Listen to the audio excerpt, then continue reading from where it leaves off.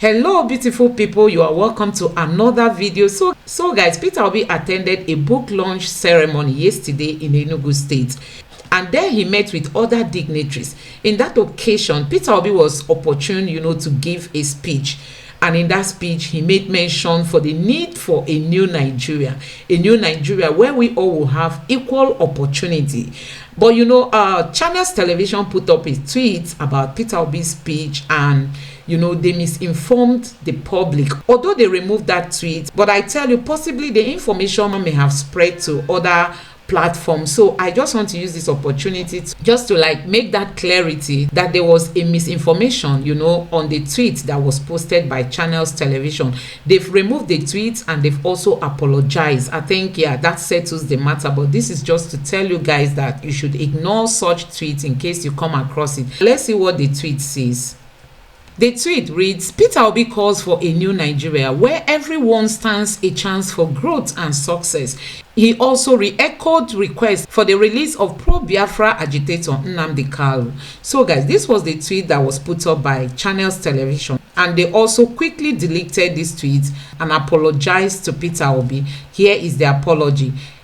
Our earlier tweet wrongly attributed a statement by Oby Ezekwesili calling for the release of the leader of the indigenous people of Biafra, Nnamdi Kanu, to Peter Obi. We have since removed the tweet and replaced it with an accurate version of events. The error is regretted. So guys, let me allow you watch the video of the exact speech that Mr. Peter Obi gave during this occasion. Please don't forget to subscribe to my channel, turn on the notification bell. Please give this video a like so that YouTube can recommend it to others, and let me know what you think in the comment section below. Thank you. We need a new Nigeria.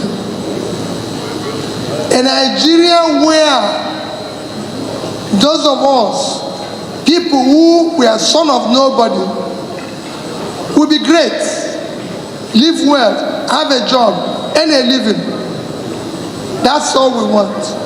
And I'm sure Nzukumuna on their own will play their part. We will continue to play our part. I enjoy all of you to know that this new Nigeria is not going to be easy, because we have people who have lived up this confusion for a long time. They are not going to walk away. All of us must stay until they go away, because they will go. Just take a look at Oby Ezekwesili having a good time with these traditional dancers.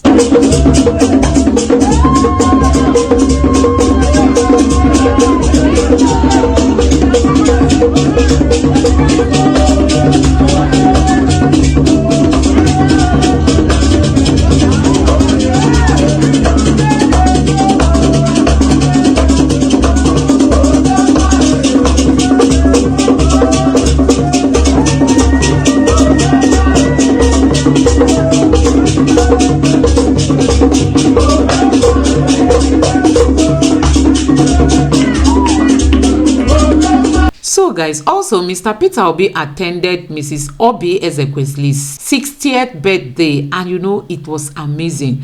It was really amazing. Just take a look at this video. You are going to appreciate the position of women in nation building. You are going to appreciate yourself if you are a female, and also you are going to appreciate your children, which are females. You are also going to appreciate your mom. We all know that Nigeria is an environment where people have a very low esteem for a girl child. Nigeria is a country where women are given out to marriage even at their tender years. As young as 11-year girls are being given out to marriage in Nigeria. But I tell you, after watching this video, I came to know the place of a girl child in nation building. Oh wow, I'm 60, and that's like incredible.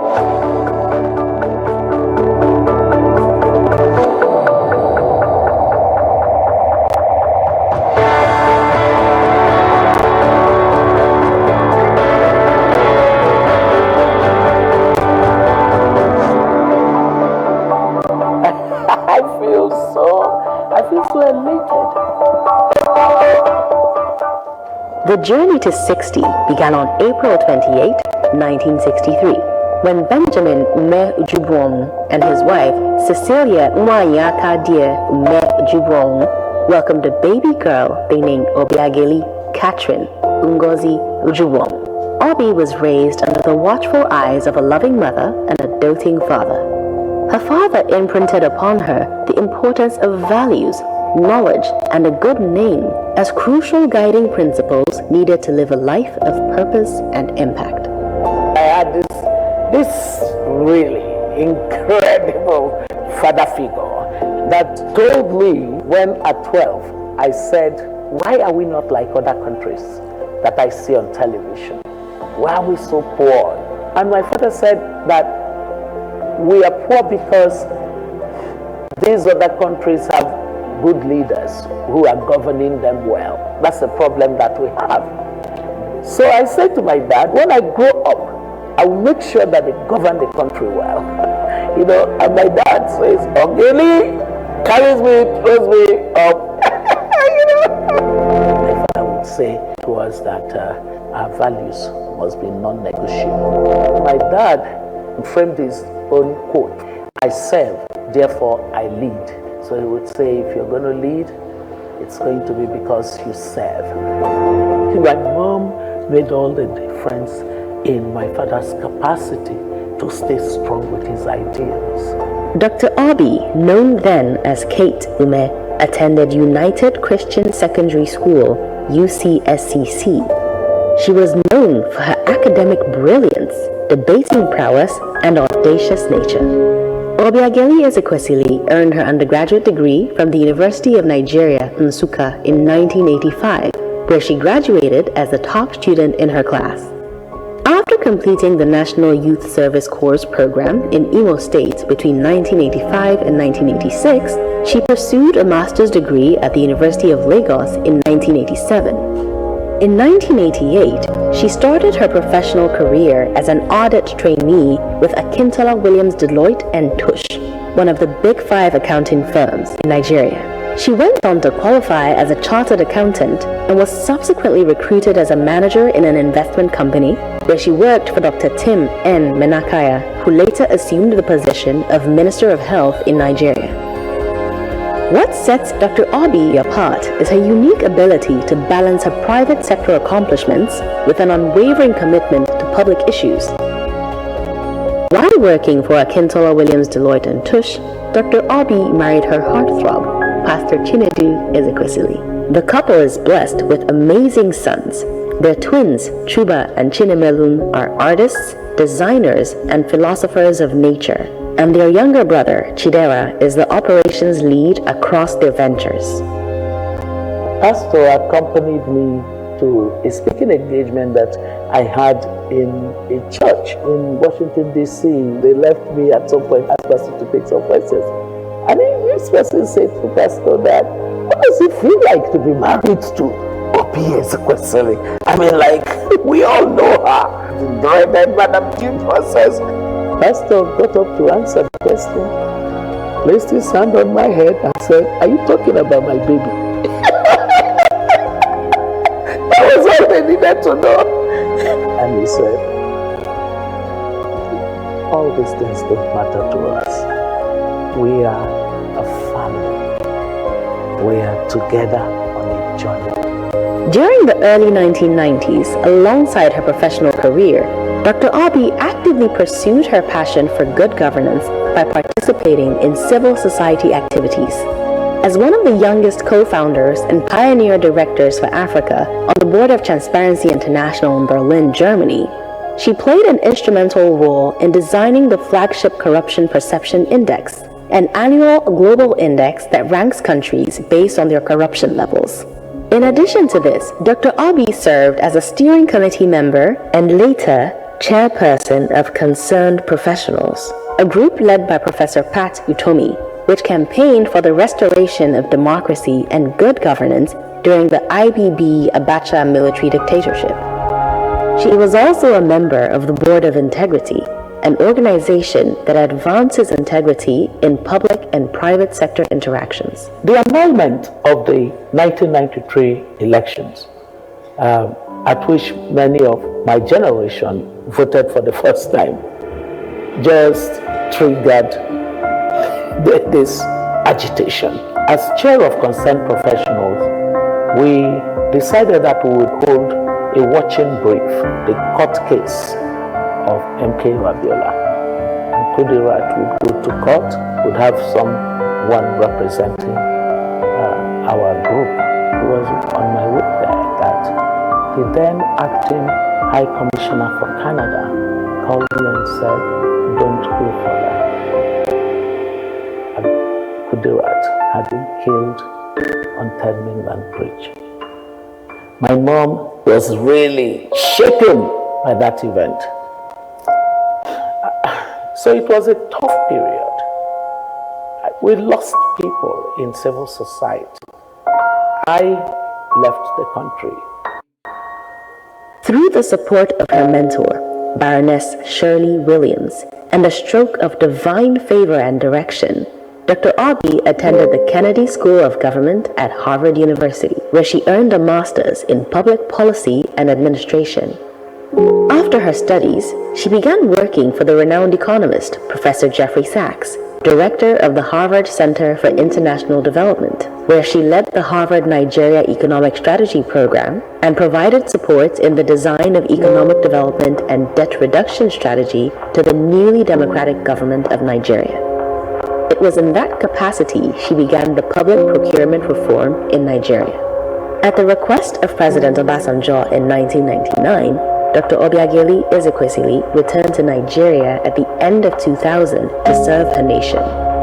During her time in government, she led the Price Intelligence Unit, PIU, later known as the Due Process Office. She was chairperson of NATI, Nigeria Extractive Industry Transparency Initiative, and she was a key member of the government's economic team. Dr. Obi then served as a federal minister of solid minerals and later as a federal minister of education. Some contracts we would save the government more than 5 billion naira in inflated cost in one project. The due process work cut them back to size.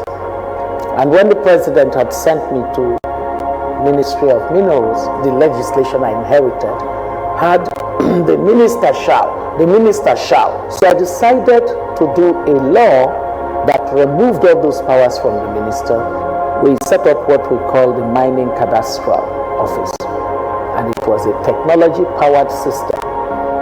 So I went to education to look at the investment in physical infrastructure, the governance issues, the equity issues, teacher quality, availability, as well as, of course, the teaching method. You have to look at instructional matters, you have to look at evaluation issues, you have to look at financing.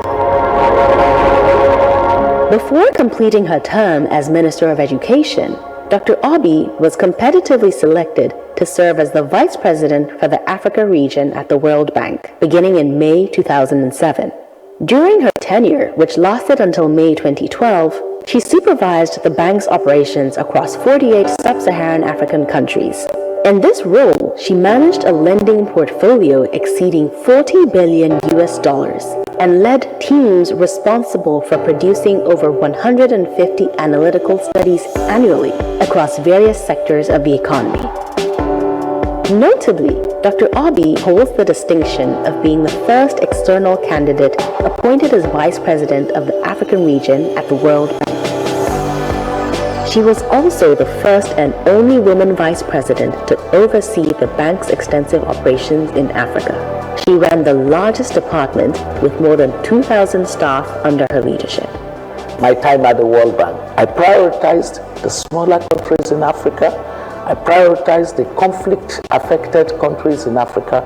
I prioritized the countries, the slow-growing countries, and often the small and the landlocked countries and fragile countries had similar kinds of issues. So I prioritized those countries that were most vulnerable to shocks that made them that caused them to be trapped in low equilibrium growth. And then I prioritized the countries like Nigeria and South Africa, which when they grew, it had a salubrious effect on the growth of the rest of the continent. Former President of Nigeria, Chief Olusegun Obasanjo, in his tribute to Dr. Obi, shared the following. Oby Ezekwesili is like a daughter to me. Even when she was a minister, I treated her the same way I treated my biological daughters. I recall when Obi informed me that she was given a job at the World Bank. I didn't want her to go because I needed her. But then I said to myself, let her go. It may be part of Nigeria's contribution to global development, especially in Africa. And she went on to the World Bank and did her best. She was, for me, one of the best from Africa. End of quote. Dr. Obi retired from her position at the World Bank in Washington, D.C. in 2012 to rejoin her family in Abuja. She became a senior economic advisor for the Open Society Foundation in New York, but operating from Abuja while traveling to various countries where she was an advisor to presidents and their cabinets on the design and implementation of economic and human development strategies. On the night of April 14-15 in 2014, Boko Haram, an Islamic terrorist group, kidnapped 276 female students aged 16 to 18 from the government girls' secondary school in Chibok, Borno State, Nigeria. Dr. Obi co-convened the viral citizens' advocacy for the kidnapped Chibok girls due to her burden and anger at the then government's apathy, which denied the incident ever occurred and failed to take the immediate action that could have rescued the innocent schoolgirls. If we did not stand out there for those girls, they would have just been history. They would have been history.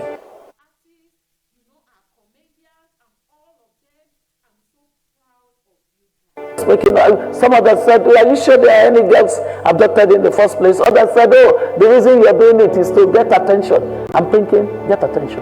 What attention does an Oby Ezekwesili need again in life? Attention for what? What did I need? You know, some said, oh, you know, it's because Jonathan did not make her a minister. I'm thinking, are they okay? You know, so people had their various things that they were saying. But one thing kept me. It was the fact that if any of those girls had been the children of the middle class, the politically connected, the powerful in this country, they would not have been treated the way they were being treated. Her reaction to the failures of 2 consecutive governments to rescue the Chibok girls was to run for office in the 2019 general election, despite her well-known aversion to politics. Her decision also served as a signal to encourage unconventional and non-professional politicians to consider entering politics as a means to serve the people. Her presidential campaign was gaining traction until there was a clash between her party and Dr. Ezekwesili over matters of values. On January 24, 2019, she announced a withdrawal from the presidential election. Dr. Obi spent time reflecting deeply on her previous efforts to promote a just and inclusive Nigeria and Africa. This led her to pursue research. She was awarded the prestigious Richard von Weizsäcker Fellowship at the Bosch Academy in Berlin, and with the encouragement of her husband and mother, accepted the fellowship opportunity. Her groundbreaking research culminated in the development of her well-known concept, the triangular pillars of democracy, aimed at rectifying distortions within democracies. She then established a community of practice consisting of 120 individuals from the public sector, civil society, and private sector, and across all regions of Nigeria and the diaspora, who collaborated to implement the findings of her fixed politics research. After her mother passed away in 2020, Dr. Obi became even more determined to transplant the transformation she observed in other countries to Nigeria. She believed this could be achieved by fixing the political system primarily through policy reform and good governance. After extensive discussions and consultations with like-minded individuals, both within and outside Nigeria, the group recognized the urgent need for a solid response to the leadership deficit in Nigeria and Africa. This realization led to the creation of Fix Politics. That research work on fixing politics that I did that then propelled me to build this community of people that belong to the Fix Politics community. There are programs around the Office of the Citizen and community organizing.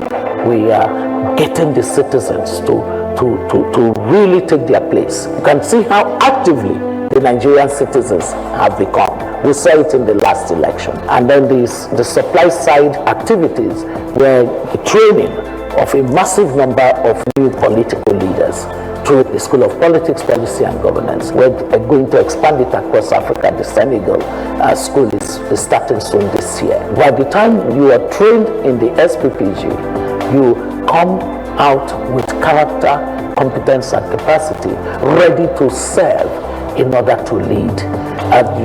The Nigerian school has already produced cohorts. The pioneer class, 160 people are political leaders, new political leaders for Nigeria.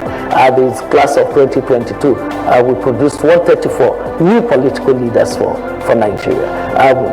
The current class in session, class of 2023, there are over 200 of them in the class. Somebody said, Obi, you're multiplying yourself. He said, there is no greater mentorship you could have provided than to establish this kind of top quality, public leadership programs. Following her tenure in government and the World Bank, Dr. Obi has built an illustrious career, holding positions on numerous boards across various organizations. She was a board member for Bharti Airtel in India, a director of the World Wildlife Fund, WWF, in Switzerland, a director of the Harold Hartog School of Government and Policy at Tel Aviv University. She was a co-chair of the Africa Regional Strategy Board of the World Economic Forum, Switzerland. She was an advisory board member of the Center for Global Leadership at Tufts University in Boston and other national and international organizations. She was a member of the board for the Central European University School of Public Policy in Budapest, Hungary. She is a commissioner of the Global Ocean Commission and a member of the Global Advisory Board for Facebook's Community Leadership Program. She currently serves on over 25 global boards, some of which are Nexford University, member of the Board of Trustees for FDC, Fundação Dom Cabral. She's a council member for Bayer Foundation's Social Innovation Council.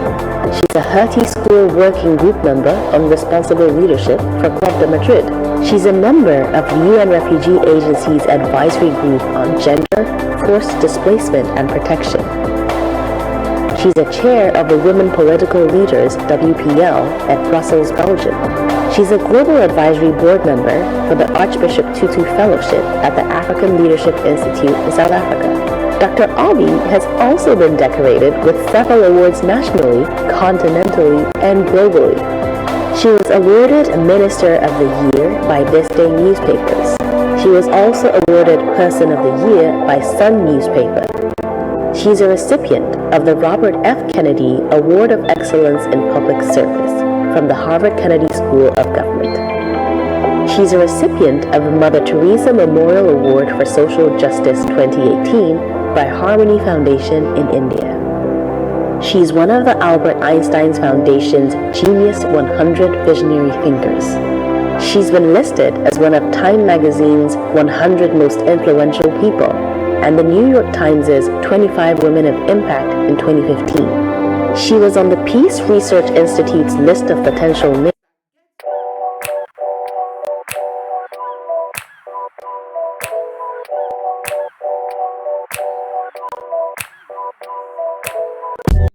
names for the Nobel Peace Prize in 2018.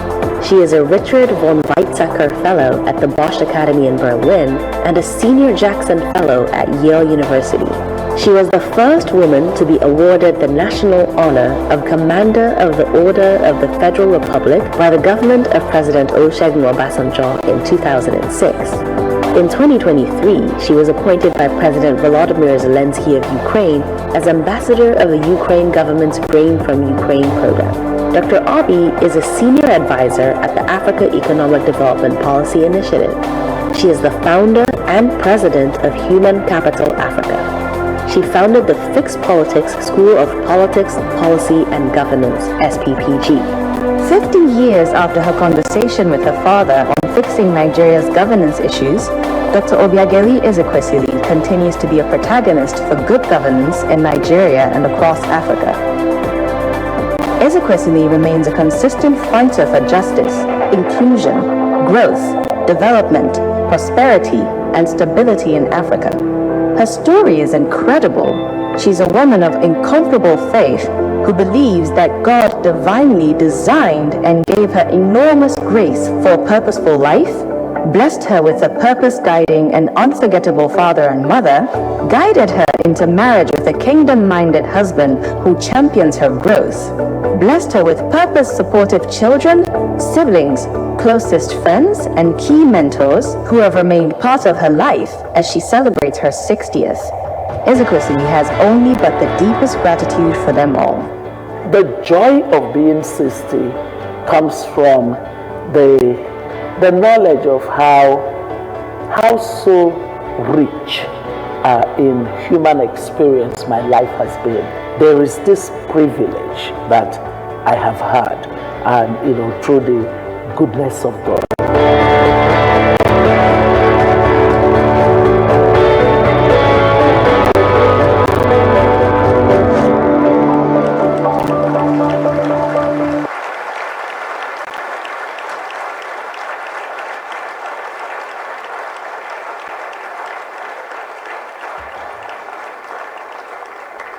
All right, stop. Can we have another round of applause again, please?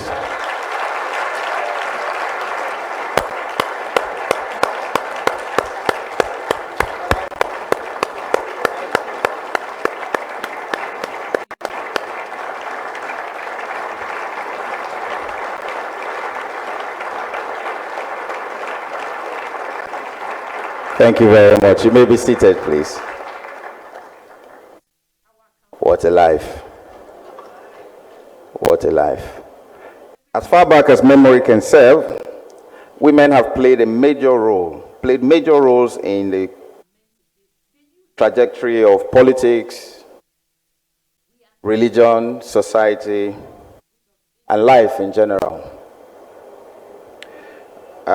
We would all be unclothed right now if it were not for Eve.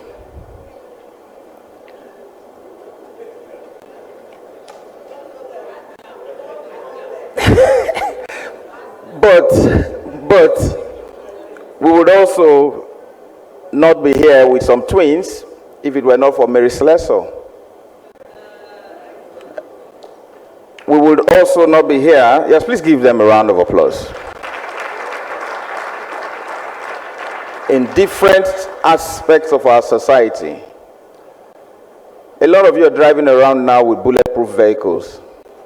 And the woman who found that invented the bulletproof vehicle is a woman. And there are quite a lot of things that women have done. But if you think back, their advent and their journey in politics has always been one that men do not trust them at all. And women do not trust women. We know how many votes Sarah Jubrin got during the presidential elections. She had a female campaign manager. She had several people who were managers and working with her. And she got one vote. I guess all of them were thinking, at least if she gets 10 votes, I can say one of them is mine.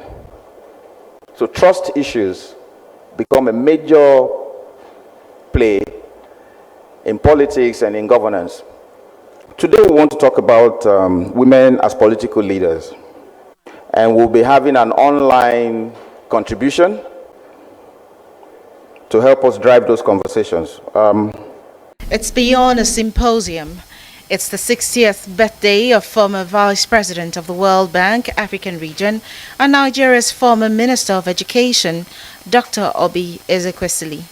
To mark the day, several Nigerians have convened a symposium to deliberate on the education and future of the girl child, women inclusiveness in national development, and promoting democratic development across Africa.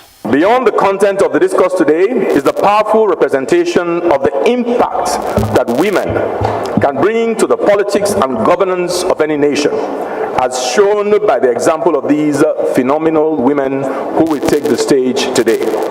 The 60-year-old celebrant, who is popularly known as Madame Due Process, shares some life lessons along the lines of integrity and living a life of purpose and impact. So my dad would say to us that there are three things that they would give us: values, they would give us knowledge through education, and that they would give us their name. And they said to us that these three things, not any landed asset, not any fat bank account would give us the head start and take us far in life. Fielding questions from some secondary school students on increasing women participation in leadership and politics, she had this to say. The women, and I'm not trying to preach so that women will be happy. I'm talking again economics. Economic analysis has shown that for Africa, an optimization of the productivity and capabilities of the women will increase Africa's GDP by over 30 to 40%. Because at the moment, they are marginal. They are capped in informal activities that are low productivity. All you need to do is to ignite them with the right sets of policies, with the right sets of institutional and regulatory systems, with the appropriate investments in the things that matter for productivity and competitiveness, and everything changes. Oby Ezekwesili is fondly celebrated for her inputs in promoting teacher training during her time as Minister of Education and promoting various economic and financial reforms. Ezekwesili, who is a co-founder and pioneer director of Transparency International, TI, the Berlin-based global anti-corruption organization, is also the founder and chairperson of the School of Politics, Policy and Governance. She was a candidate for office of the President of Nigeria in the 2019 election. Mary Chinda for Rise News. So guys, no doubt you enjoyed this video as we look forward to the judiciary beginning their hearing. You know, the hearings are we know that the judiciary is set to start on the 10th, on the 12th, and also on the 13th of May, and we can't wait, you know, for them to start these hearings on the petitions that have been filed. No how and no doubt Bola Ahmed Tinubu's certificate will be withdrawn, because it is obvious that Peter Obi won this election. And you know, and also the controversies around Bola Ahmed Tinubu, his age, his certificate, his school, and so many other things, you know, those ones, you know, there's this possibility for him to be disqualified as the president-elect, and we look forward to Peter Obi becoming the next president of Nigeria. Please don't forget to subscribe to my channel, turn on the notification bell. Please give this video a like so that YouTube can recommend it to others, and let me know what you think in the comment section below. Thank you.